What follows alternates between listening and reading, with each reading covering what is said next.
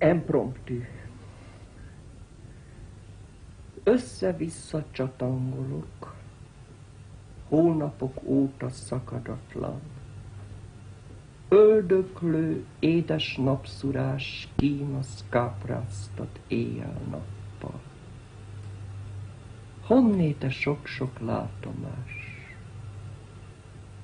A víz felől kifordul éppen, tündökletesen fiatal, lebeg a hirtelen sötétben, a part fele csak mosolya. Tüzet fog messze pár vitorla. Merőleges, déli meleg zuhog a szétszórt kabinokra, s a részletek, a kicsiségek. Egy szál virág a puha szélben, akár egy néma csecsemő forgatná ámuló kezében a dallamok. Szobák során ugyanaz a locsogó dallam, mintha a mezitlábas tenger bolyongana a falaikban, de legszebbek a szeretők, sörényük kisüt a homályba, szemérmük szép utolsó sátra, a szeretők s az alkonyat, a házsorok, ahogy kihúnynak, s a házak közt a homokon a roppant tömegű torony. Ki eszelhet ki nála szomorúbbat?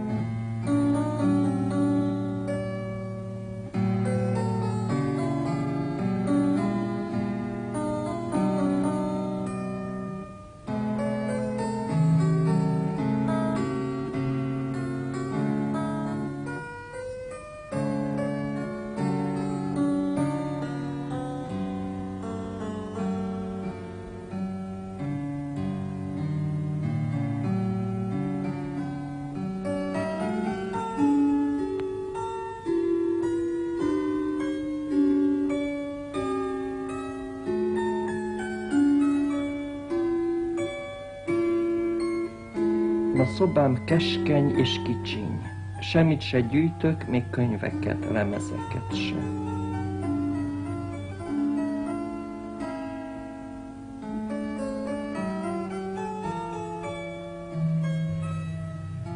A falakon csaknem minden képnek személyes története van. A legértékesebb kétségtelenül a két Mednyánszky kép. Mindkettő tanulmányrajz. Mindkettőt örököltem. Ez itt a kedvenc lámpám. Még akkor vettem, amikor egy parasztházat volt szándékomban vásárolni. Azóta tudom, hogy sose lesz házam, de remélem, hogy ez a szép fehérfényű lámpa velem marad, nem törik össze.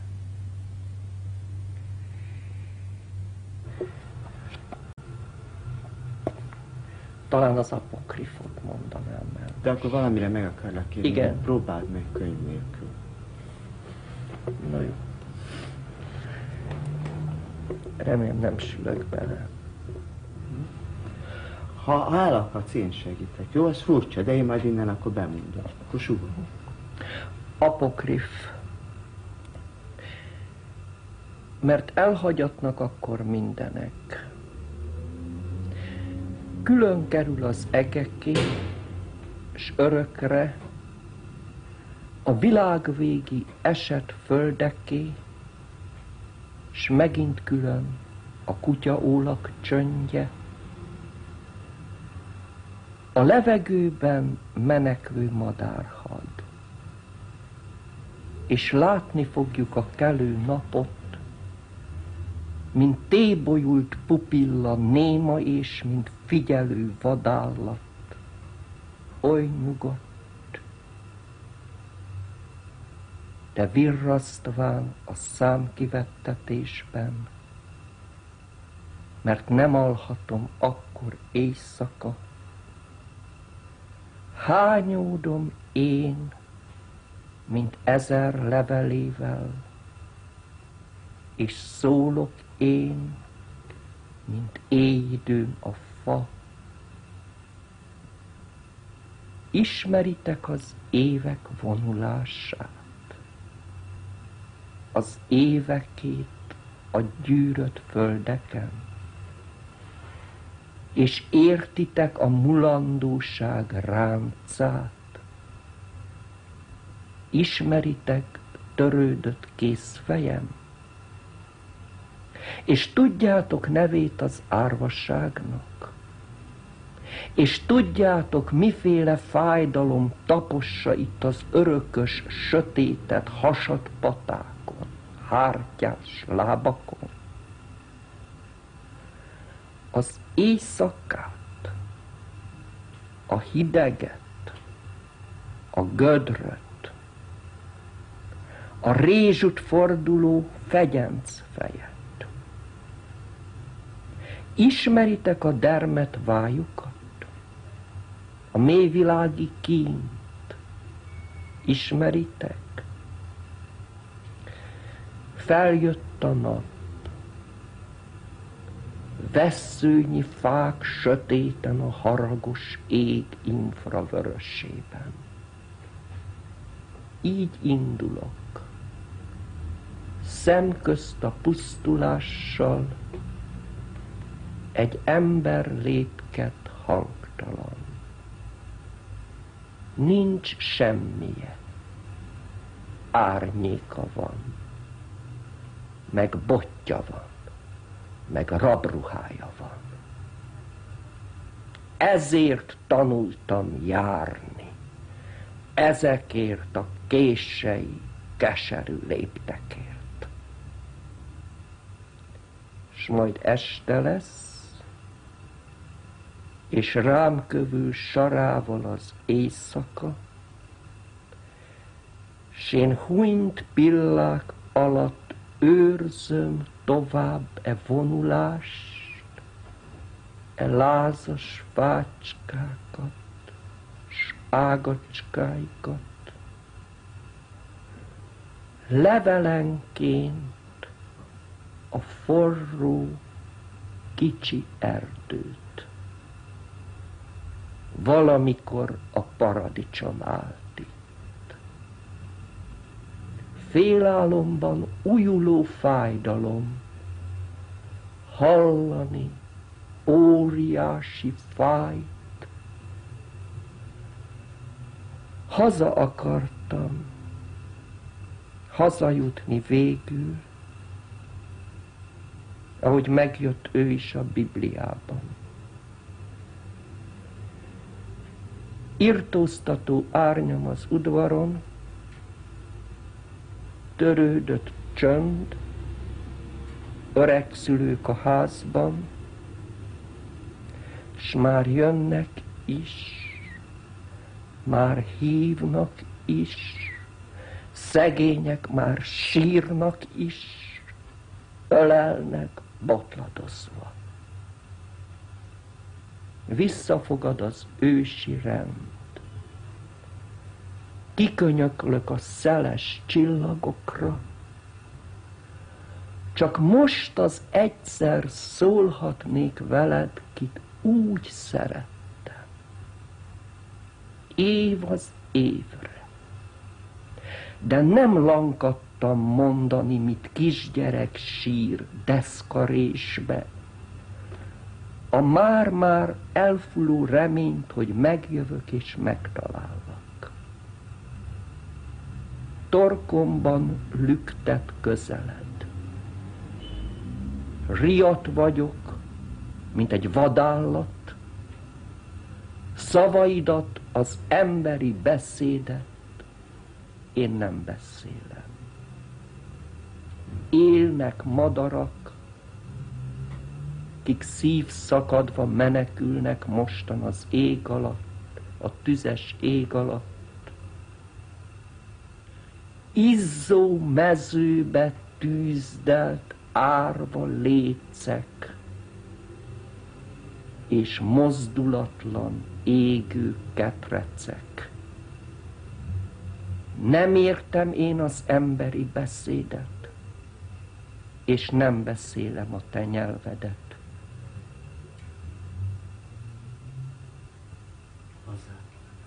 Hazátlanabb az én szavam a szónál.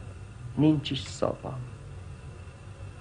Iszonyú terhe omlik alá a levegőn, hangokat ad egy torony teste, sehol se vagy. Mi üres a világ. Egy kerti szék, egy kín felett nyugágy. Éles kövek közt árnyékom csörömpöl. Fáradt vagyok, kimeredek a földből. Látja Isten, hogy állok a napon.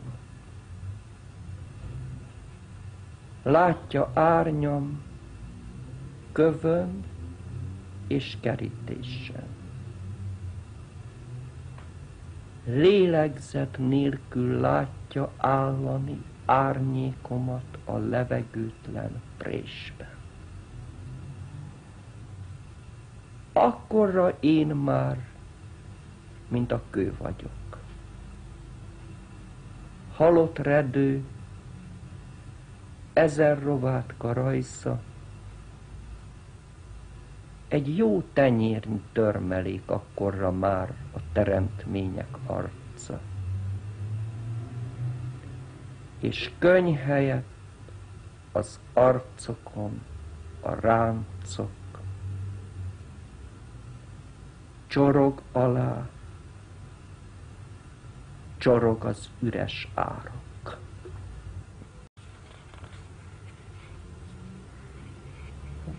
Jancsi, kezeddel mi történt? Hát, kis baleset. Szebben tudom, mi is volt ez. De nem akarod elmondani, hogy mi volt ez a baleset? Elaludtam a fotölybe írás közben, és órákon keresztül elszorítottam itt egy ideget a karomba. Mi állítólag nagyon lassan regenerálódik, és nehéz jósolni is. Utószó. Emlékszel még az arcokon? Emlékszel még az üres árok? Emlékszel még csorog alá? Emlékszel még a napon állok? A Paris Journalt olvasod. Tél van azóta, téli éjjel. Megterítesz a közelemben, megágyazol a holdsütésben. Lélegzet nélkül vetkezel éjszakáján a puszta háznak. Inged ruhád leengeded. Mezítelen sírkő a hátad, boldogtalan erejű kép. Van itt valaki?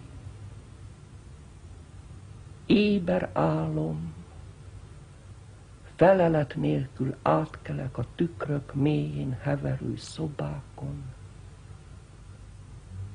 Ez hát az arcom, ez az arc. A fény, a csönd, az ítélet csörömpöl, ahogy az arcom ez a kő röpül felém a hófehér tükörből, s a lovasok. Bánt a homály, és sért a lámpa. Vékony sugárka víz csorog a mozdulatlan porcelánra, csukott ajtókon zörgetek. Sötét szobád, akár az akna, a falakon hideg lobog, síráson mázolom a falra, segítsetek, hófötte háztetők, éjszaka van. Ragyogjon, ami árva, a semmi napja, mielőtt megjelenne. Ragyogjatok hiába, falnak támasztom fejemet. Minden felől az irgalomnak marék havát nyújtja felém egy halott város a halottnak. Szerettelek. Egy kiáltás, egy sóhaj, egy menekülő felhő elfutóban, s a lovasok zuhogó, sűrű trabban megjönnek a csatakos virradatban. Az előző verseimben a figyelmem teljesen direkt volt. Tehát szemügyre vettem valamit, és azt teljes hangsúlyával megcsináltam. És most a mellékzörelyekre figyelek, és majdnem a fő hangsúlyt elnyomom, hogy halljam a mellékzörelyeket, amik tétovábbak. Szóval, amíg az egyik a Duna lehetne az első korszakom, a második a Tisza. És mégis tudod-e valamiféle indokait adni, akár belső vagy külső indokait ennek a váltásnak? Igen, talán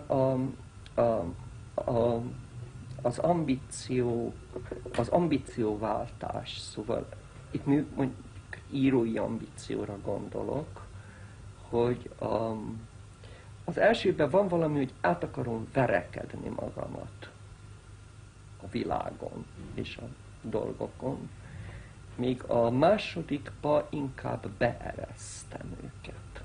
Szóval ez tisztán egy belső fejlődés, vagy meg tudsz nevezni? Ha ezt fejlődésnek lehet nevezni. Na, fejlődést értem, mint folyamatot, mint amik egymásra következnek. Folyamat. Annyiban következetes, ugye, hogy én általában annyira szeretett Simone Weil mondta szépségről, ezt talán elmondhatom. A szépség egy labirintus. Sokan megindulnak benne, de a legtöbben feleúton elfáradnak, megállnak. Csak néhányan jutnak be a labirintus közepébe. Ott Isten várja, fölzabálja és kiokádja őket.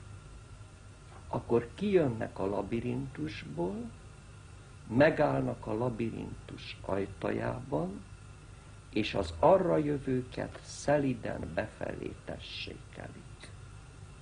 Most azért mondtam el a labirintust, mert van a hűség a labirintushoz. Tehát, hogy mondjam neked, ha egy olyan falszakaszhoz, vagy folyosó szakaszhoz érkezek, ami látszatra kevésbé attraktív, azt is vállalni kell, mert kihagyhatatlanul megy befele. A labirintus közepébe, amit azért teljes pontossággal nem tudok, hogy mi. Érted?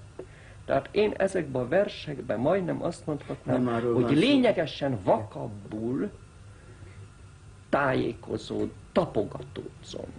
Mintha a labirintus eleje megvilágítottabb lenne, még mintha lenne egy külső beszűrődő fény. Érted? Érted? Tehát itt látszatra tulajdonképpen esetverseket vállaltam hosszú időn keresztül. Azzal a mély hittel, hogy valami fele vezetnek, mert a fal erre mutat. A fal efele vezet.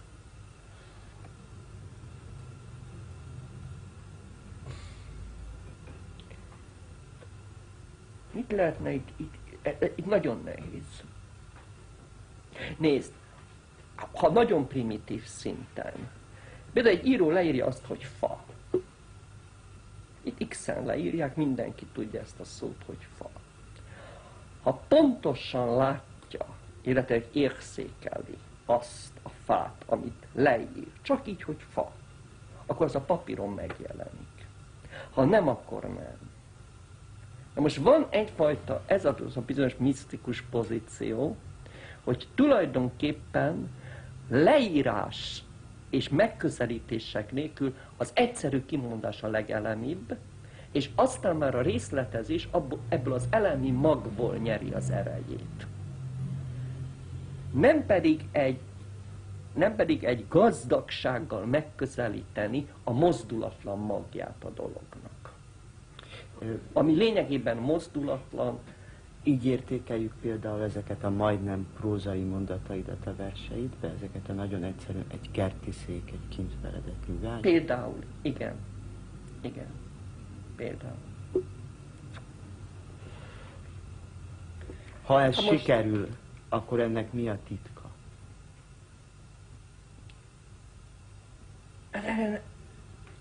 Igen.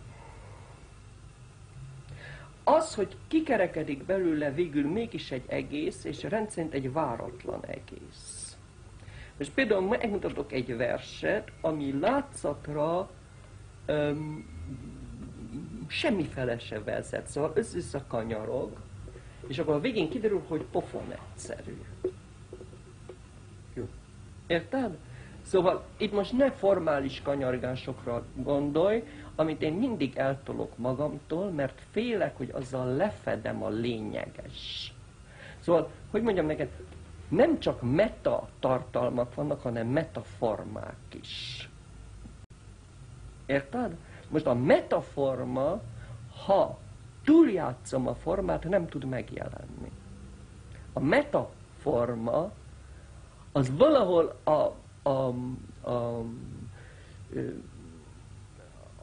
a hatókörömön kívül esik.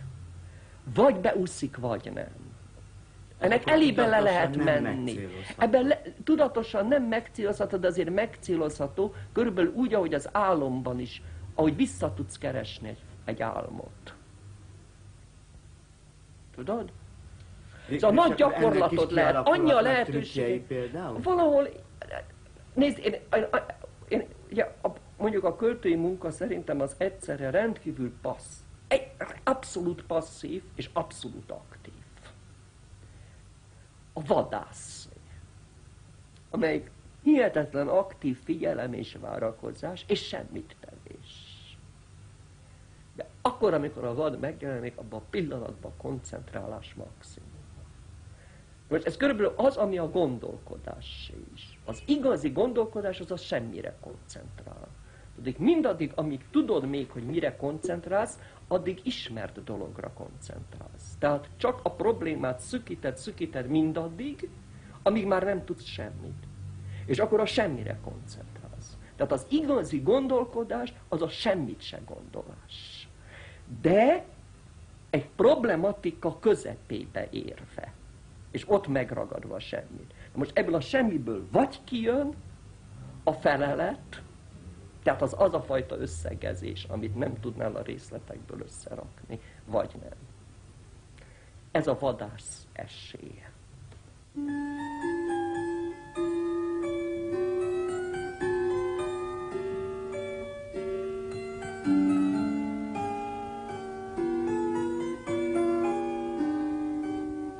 Na most ezért ez a fajta figyelem, amit mondtál, hogy be lehet-e manipulálni, be lehet-e játszani az anyagot, ezt legjobban akkor lehet, ha minél eleresztettebb vagyok.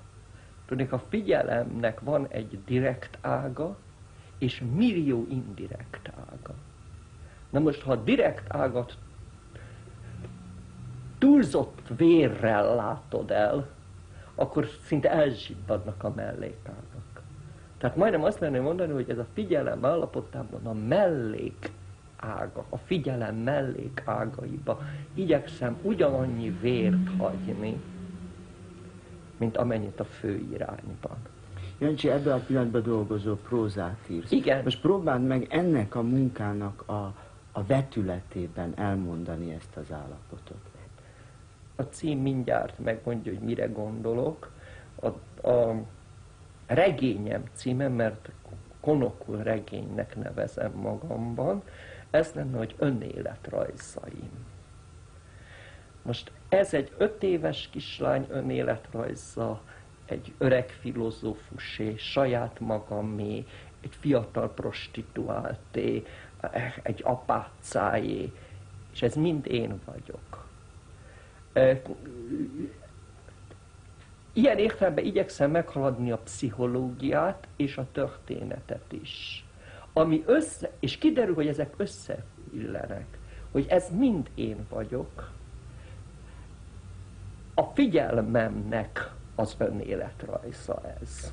Nem az én önéletrajzom, hanem a figyelmemnek az önéletrajza. És a figyelmem önéletrajza az lényegesen szélesebb, mint az én saját magam önéletrajza. Azt merném mondani, hogy ez egy megkonstruálatlan Szent Lajos király hídja, ahol híd nélkül valamennyien eleve zuhanunk, és egy közös gravitáció súlyával. Na most, hogy ezt meg tudjam csinálni, visszatérek ahhoz a régi rögeszmémhez, hogy egy író újra és újra semmit se akar tudni, szemben egy filozófussal. Tehát egy fordított művelet. Ugyanolyan intellektuális művelet, mint a filozófussé, aki a megismerésig akar eljutni, de ez irtóztató erőt kell kifejteni ahhoz, hogy újra semmit se tudjak. Hogy újra először lássam ezt a poharat. Először érintsem egy asztal. Simon Weil például filozófus, és nála is érzed ugyanezt az irányt, hogy a megismerés fele dolgozik? Vagy na most az a szinten... furcsa, hogy az végeredmény ugyanaz. Azt hiszem, hogy egy író legvégül ugyanannyit tud, mint egy filozófus a világról, csak olyan, mint a Jákob létrája, mint az angyalok fölle közlekednek. A fölfele közlekedő angyalok épp úgy angyalok, mint a lefele közlekedők, és a küldetésük is ugyanaz. És ugyanazon a létrán másznak, szállnak föl alá. Tehát nem lefogalmazom a világot, vagy megfogalmazom, hanem valamiféleképpen megismétlem a keletkezést. Nem én ismétlem meg, az ismétli meg önmagát. Ugye az a régi fordulattal, hogy a mű akkor kezdődik, amikor önmagát kezdi írni. Ez ugyanaz. De most itt, és ha egyszer elindul ez a sarjadás egy művön belül, akkor majdnem jó, és ez most ellene mond annak, amit idáig elmondtam, majdnem jó, hogy előtte én írtam, én fogalmaztam. Mert a hirtelen föllépő keletkezés, vagy a sarjadás, tehát még a mű önmagát kezdi írni, visszavetül, és megváltja a megfogalmazott anyagot. És valami egész különös kettős életet ad neki, és egy olyan reményt, hogy mondjam neked, hogy a terveinkben mindig belebukunk. Egy megrendezett ünnep az sose sikerül. Hanem az esőről befut egy társaság, az remekül érzi magát. De most az összes megrendezett és elképzelt és tervszerű életünkért, ami megbukott, ez a keletkező pillanat megmutatja azt, hogy visszafele is megváltódhatunk. Tehát az elrontott ünnep jóvá változhat. Ez világos? Világos. Jancsi, mégis hogy lehet profánul kérdezem, hogy lehet a semmivel foglalkozni? Tehát mi ennek a fiziognomiája? Nézd, ez a semmi, előbb mondtam, hogy egy bekerített semmi azért. Tehát megelőzi egy nagyon is nagy fölkészülés. Ami végül is befut a semmibe. Ugye a Rodinnek a gondolkodója az így gondolkodik. Így nem gondolkodik senki. Mindenki nyitott szájjal, kiürült arccal és hülye szemekkel bambán gondolkodik, ha igazán gondolkodik. Például az oratórium írásakor egy ponton elakadtam. Egy ponton elakadtam, és egyszerűen volt, hogy nem tudtam megoldani. És éreztem, hogy úgy, hogy egy elfelejtett nevet nem találunk meg, hogy ez van megoldás. Csak mint egy elfelejtett nevet nem tudom megtalálni. És akkor elmentem, hát ez rég volt, 61-ben, a Paradiszóba, délután, ahol egy tömeg táncolt, szólt a jazz, a fejem tetején táncoltak. Ugye? Ittam egy pohár konyakot, és 2 perc múlva megvolt a megoldás. Még a sortra is emlékszem, az ott, hogy boldogságig lelassult pusztulás. A kályhám ritka szép porcelánkályha, érdemes közelebbről is megnézni. Tudjuk jól, hogy ami irodalmi, az már nem irodalom. De én ki akarom kerülni az anti-irodalmat is, ami lényegében ennek egy továbbfejlesztése. Tehát ugyanazon a szinten marad, ugyanarra reagál. Érted? Most én kerestem valamit, ami talán ez a bizonyos mellékfigyelemre jellemző, tudod, amiben látszatra nincs semmi újdonság, semmi. A meglepetést én mindig valahol máshol várom. Majd talán itten megláttuk. B.I. kisasszony. Küldj fésűt és konzervet. A régi fésű szóval eltörött.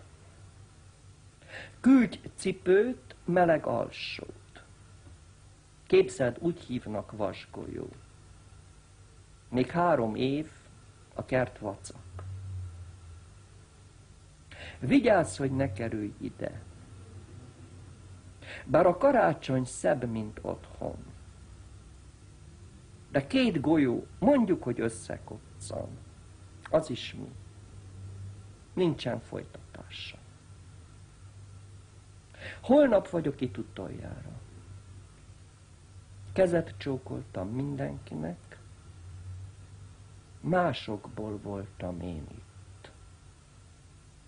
Fedőbűnnel sikerült eltakarnom azt az igazit. Azt, amit nem lehet se elviselni, se kimondani. Bűn az, minek nyomát is sikerül eltüntetnünk. Holnaptól ellenállás nélkül egyenletesen gurulok. Arról beszélsz, hogy látszólagos banalitásokkal indít. Igen. Ez viszont jobban előkészít bizonyos belépéseket. Tudod, amit a direkt figyelem nem tud produkálni. Legalábbis így gondolom. Mondjuk egy Flaubert-i figyelem nem tud. Egy Dosztojevszkij igen. Tudod? Most ennek egy másik változata például a vázlat. Üss le. A bajuszot tovább nő. Nekem viszont van 1-2 oly emlékem, hogy pontosan tudom a különbséget a természetes testmeleg és a szerelem melege között. Pedig én csak 5 éves voltam, és a lány 16. A legcsodásabb az, hogy 2 meleg tudhat egymásról.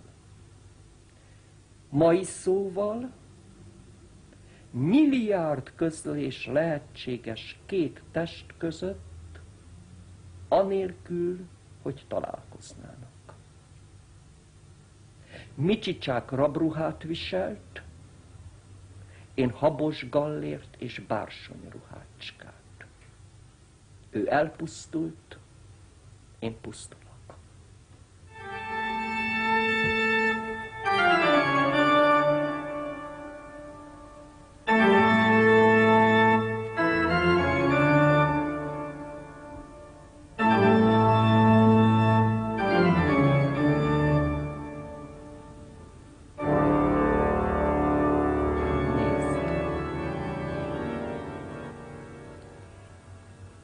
Ha megkérdezik, és egy szóba kell válaszolnom, hogy hiszek-e, azt mondom, hogy hiszek.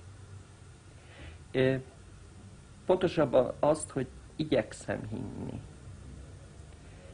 De ez egy olyan igen, amin a sírig el lehet vitatkozni, és többnyire. Önmagaddal is? Önmagammal is. A hit tulajdonképpen mondjuk egész szimplán az, hogy hát az ember elkezd egy regényt írni. Hát nyilván, hogy újra ezt mondom, újra a semmit tudásra törekszik, állandóan, hogy semmit se tudjon, bízik a keletkezésben, és bízik abban, hogy ebből a dolog egy lesz, egy darab. Tehát bizalom az áttekinthetetlenbe. Az eleve áttekinthetetlenre tervezetben. Azt merném mondani, hogy ha ezt mondod, akkor itt van a bizalmam. Tudod? A legvégén azt mondanám, hogy bízom abban, hogy meg fogok halni. Mert idáig mindenkinek sikerült. Nem tudom elképzelni. De bízom, hogy nekem is fog sikerülni. Most benned ez az Istenhez való viszonynak nyilván története van. Igen. Ez egy gyötrő viszony? Ezt nagyon nehéz mondani. Mert megvan a gyötrelmes, és megvan a másik oldala. Nálam a hit az majdnem azt mondom mondani, egy animális hit. Tulajdonképpen érettségi után én hitetlen voltam, és egy nagyon nehéz éjszaka után elmentem gyónni. És azt sose felejtem el, a Domonkosok templomába gyóntam kora hajnalban. Nem tudtam aludni egész éjjel, vártam, hogy mikor nyitják ki a kaput, és akkor hallottam, hogy kinyitják a kaput, és lementem hosszú esztendők után gyónni. És elmondtam a bűneimet, a rács mögött nem tudom elfelejteni a pap arcát, olyan volt, mint egy tisztára mosott kavics. Fiatal ember volt. És akkor befejeztem a bűneim felsorolását. Azt mondta, édes fiam, magát Isten nagyon szeretheti, hogy ennyit szenvedett. Most ezután jött a háború, és ott volt egy tapasztalatom, teletöntem a hátizsákomat könyvekkel. És a könyvek kezdtek anakronisztikussá válni. Sorra dobtam ki őket a vagomból. Érted? Emlékszem, Romain Roland Dante drámája volt az első, amit kihajítottam, mert nem lehetett vele mit kezdeni. Nem volt érvényes. És egy maradt, az evangélium maradt velem, de az úgy maradt velem, mint egy kutya. A Karthauzi temetőkertet ábrázoló fényképet 1965-ben készítettem Svájcban. Alatta gyerekrajz. Aztán Sheryl Sutton képe Robert Wilson a Süket pillantása című darabjának főszerepében. Van Gogh imája. Csatavesztés a földeken. Honfoglalás a levegőben. Madarak, nap és megint madarak. estére mi marad belőlem. Estére csak a lámpasor, a sárga vályogfal ragyog, s a kert alul a fákon át, mint gyertyasor, az ablakok, hol én is laktam, s nem lakom, a ház, hol éltem, és nem élek, a tető, amely betakart. Istenem, betakartál régen. Ez a fénykép Londonban készült Simone Weilről, nem sokkal azelőtt, hogy éhen halt. Ő tökéletesen, világosan kibontotta azt, amit én csak a homályba tapogatva kerestem. Fiatalságában részt vett a spanyol polgárháborúban, és ma, mint talán a század egyetlen autentikus misztikusát tartják számon, ő hitt abban, hogy a szerepe az a tiszta intellektus, az elfogulatlan intellektus, hogy mondjam, kontrollja a világ felett és az események felett. Ezért, bár hívő keresztény lett, soha nem lépte át az egyház küszöbét, nem keresztelkedett meg. Barátai java része nem tudott a megtéréséről. Ez a később publikált könyveiből derült ki. Különben a könyveit először Franciaországban a Gallimardnál Camus publikálta egy rövid előszóban, említve, hogy egyszer nem tudja fölmérni a nagyságát, annyira elvakítja. Hát mondanék egy mondatát. Lényegében ezek az úgynevezett füzetei, a cahiers, nem, semmiféle életrajzi részletet nem tartalmaznak, ezek tisztán gondolati följegyzések, és egy elevenen látod, hogy az anyaggal küszködik, mert lényegében ezek a napló szintjén vannak. Tehát állandóan visszatérnek gondolatok, állandóan, és látod a keletkezésükben és kibomlásukban. Na, eljut egy nagyon szinte aforisztikus mondatig is időnként, például egyik ilyen csodálatos tétele. A világ létezik, rossz, irreális és abszurd.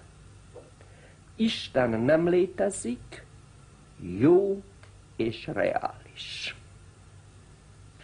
Egy nagyon kemény és nehéz csomót vág át. Tudnék, élesen különbséget tesz a tények és a valóság közt. Egy másik nagyon kedvelt mondatom Rilké, rettenetes, hogy a valóságot sose ismerjük meg a tények miatt. Most a művészet ambíciója tulajdonképpen nem más, mint a tényektől eljutni a valóságig. A másik nagy tanulságom, amire Weil megtanított, amit ő a figyelem iskolájának mond. Ez nyilván, ő például az iskolában is azt mondja, hogy az, hogy matematikát, vagy földrajzot, vagy bármit megtanulunk, patológikusan művelt volt különben, az másodrendű. A fontos a figyelmünk iskolázottsága. És mond egy példabeszédet erre, az irgalmas szamaritános esetét. Ott fekszik a sebesült ember az árok szélen. Elmegy mellette egy valaki, akinek iskolázatlan a figyelme. Tovább hagyja heverni őt. elmegy más valaki, ugyanez megismétlődik.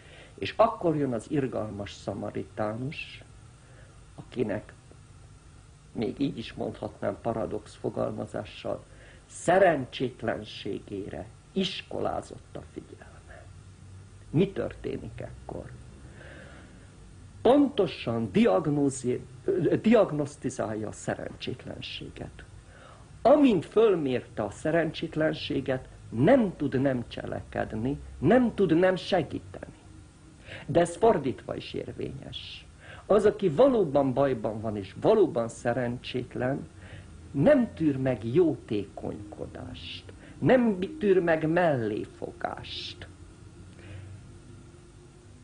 Egy súlyos beteg, ha rosszul nyúlnak hozzá, félrelöki a segítséget. Viszont a pontos diagnózisnak nem tud ellenállni. És ebben a pillanatban a két ember tökéletesen, automatikusan cselekszik. És tökéletesen egy. Ő egyedül ezt nevezi szeretetnek, egyedül ezt nevezi jótékonyságnak. Jótékonykodást nem ismer. Az a melléfogások hálózata. Visszafele. Visszafele a nyírfa erdő lángban áll, s a kerti ünnep hó alatt. Visszafele közeledünk, távolodunk, mint a cirádák közelítenek és távolodnak. Valahol gyönyörű lányok sikló röpülésben azt állítják, hogy jól van, ami van. Visszafele, a legszebb minden teremtmény között, oldalra dőlve készül földet érni. Mikor írtál utoljára verset? Verset most elég régen. Körülbelül mennyi ideig? Körülbelül egy éve nem.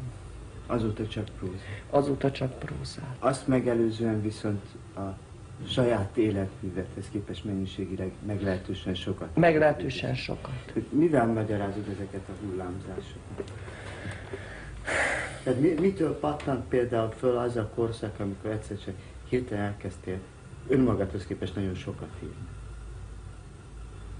Nézd, azt hiszem, hogy a elnémulásomban, a mélyebb elnémulásomban nagyon nagy szerepe volt épp a Weil-el való megismerkedésemnek. A legkevesebbet én 64 és 70 közt írtam. És amikor ennek a rettenetes konzekvenciáit, vagy nem azt mondom, hogy eltoltam, hanem elfáradtam tőlük. Érted? Akkor jöttek föl ezek a bizonyos versek, és nagyon kíváncsi voltam, attól olyan rövidek ezek, mert tulajdonképpen arra voltam kíváncsi, hogy hol tartok. Tehát ezek csupa ilyen, hogy mondjam, ilyen próba érintések, próbafúrások. Ezek a rövid versek. Átváltozások. Távolodol, de hiszen lány vagy, hát közelítesz. Ahogyan a hold fölkönyököl. Fénylünk ilyenkor, mint egy katonatemető. 1970. december 22. Rühes ebek, vérzünk a párnán. Gyönyörűek vagyunk. Azután csak ügyetlenek és halhatatlanok. Jutta Scherer vallástörténész 4 esztendős korában. Azt hiszem, hogy minden eltökéltség nélkül organikus, amit csinálok, és sokszor az az érzésem, hogy már erősen kifele megyek. De önmagamat kell befejeznem. Ezt hogy értem? Pontosabban nem is önmagamat. Mint teljesítmény? Igen, hogy a korból kifele megyek. És Akkor annál inkább meglep. Szóval, hogy mondjam, igen. Ez persze, hogy mi ez? tényező? Nem fontos tényező. Nem, nézd, nagyon fontos tényező, de hogy mi a kor mondani valója. Tehát nem biztos, hogy az, amiről beszél. Hát hiszen, mikor, mondjuk nagy példát mondok, ugye, úgy éreztük, hogy Thomas Mann beszél a korról, és kiderült, hogy Kafka. Ugye? Tehát, hogy ezt nagyon nehéz eldönteni, hogy tulajdonképpen mi a kor, mert a kor nem biztos, hogy azonos azzal, amiről beszél. Értek?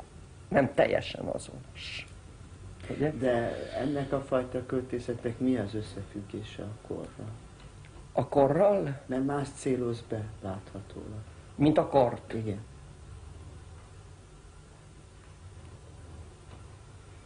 Hát erre én nagyon bizonytalanul tudok erre válaszolni. Én ezt nem tudom eldönteni.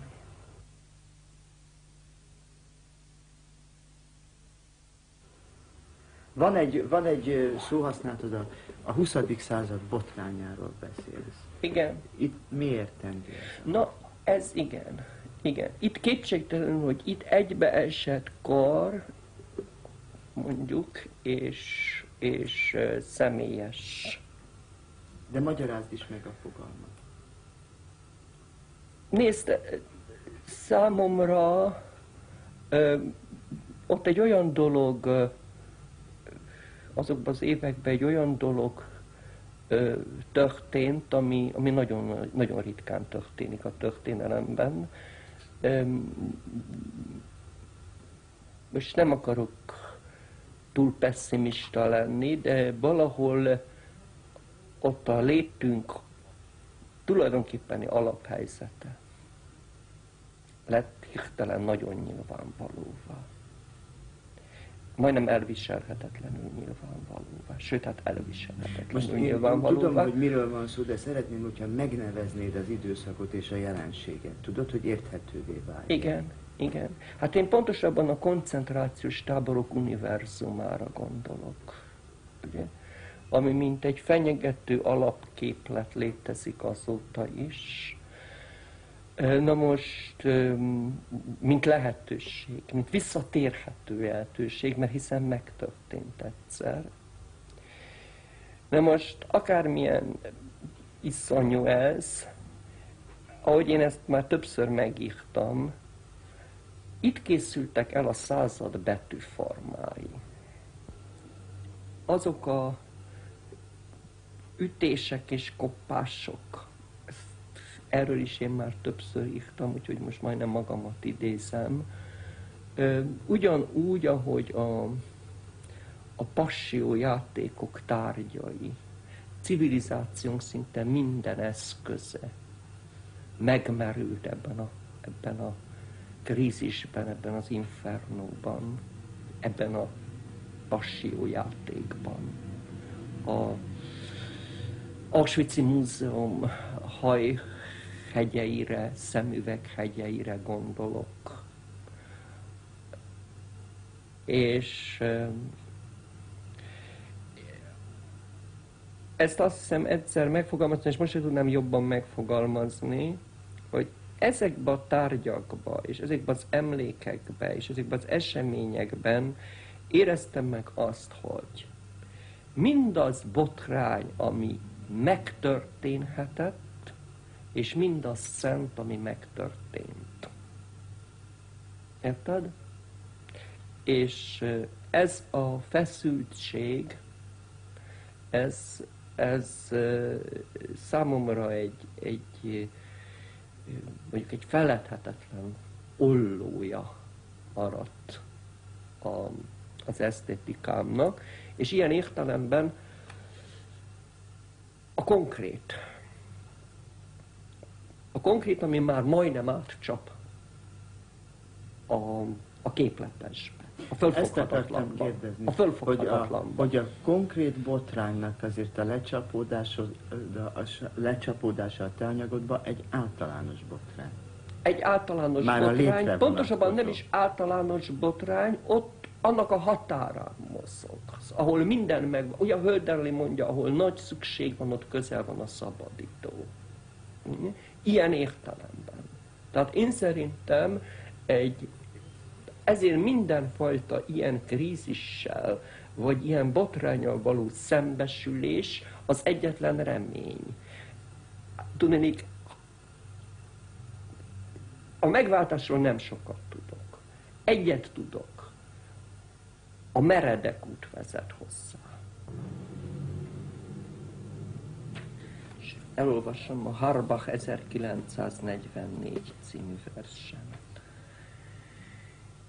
Újra és újra őket látom. A hold süt, és egy rúd mered, s a rúd elé emberek fogva húznak egy roppant szekeret. Vonják a növő éjszakával növekvő óriás kocsit. A testükön a por, az éhség és reszketésük osztozik. Viszik az utat és a tájat, a fázó krumpli földeket, de mindennek csak súlyát érzik, a tájakból a terheket, csak szomszédjuk esendő testét, mely szinte beléjük tapad, amint eleven rétegekben egymás nyomában inganak. A falvak kitérnek előlük, és félreállnak a kapuk. Elébük jött a messzeség, és megtántorodva visszafut. Térdig gázolnak, botladozva facipőiknek alacsony, sötéten zörrenő zajában, mint láthatatlan avaron, de törzsük már a némassággé, magasba mártják arcukat, feszülten, mintha szimatolnák a messze égi vájukat, mert fogadásukra már készen, akár egy megnyíló karám, kapuit vadul széttaszítva, sarkig kitárult a halál.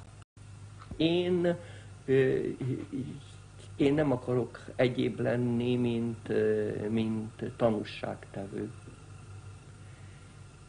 És ahogy azt mondtam, hogy önéletrajzaim, ez kétségtelenül önéletrajzom egyik nagy fejezete. És a saját önéletrajzomé. De talán a valódi összefüggésünk szintjén. Mert minden látszat ellenére, és minden önzőségünk és rohadtságunk ellenére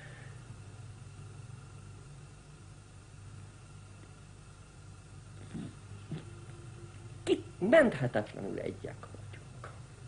Szóval ezt a Sheryl könyvemben, a mostani színpadi könyvemben írtam ezt, hogy a nagy drámák mélyén, dübörögbe vagy csendbe, ott gurul, mint egy vasgolyó, hogy az, hogy egyek vagyunk. A hősök vívják a maguk párharcát, és a mélyben gurul ez a golyó. A nagy művekben. Többnyire csöndben. Egy aranykori töredék. Öröm előzi, hirtelen öröm, ama szemérmes szép anarchia.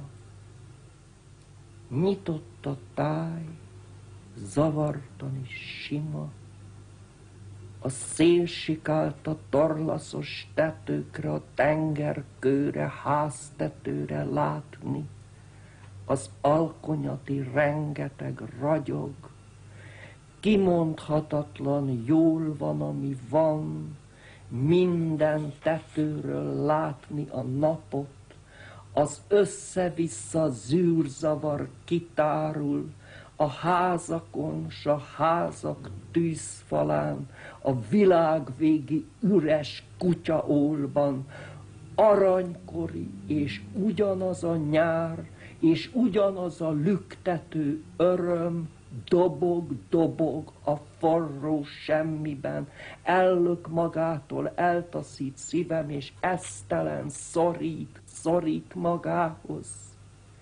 Mi készül itt a tenger ragyogásból, ha lehunyom és süti a szemem, mi kívül izzad belül a pupillán, itt izzít csak igazán ideben, a világ is csak vele fényesül az örömtől, aminek neve sincsen, mint vesztőhelyen olyan vakító és olyan édes, úgy igazi minden.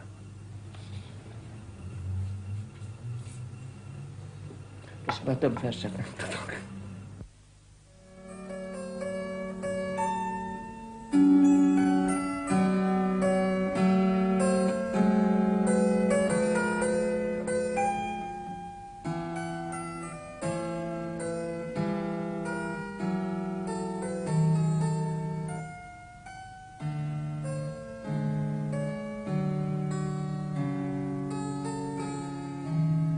A fotel, amiben előszeretettel írok, vagy éppenséggel csak üldögélek és cigarettázok.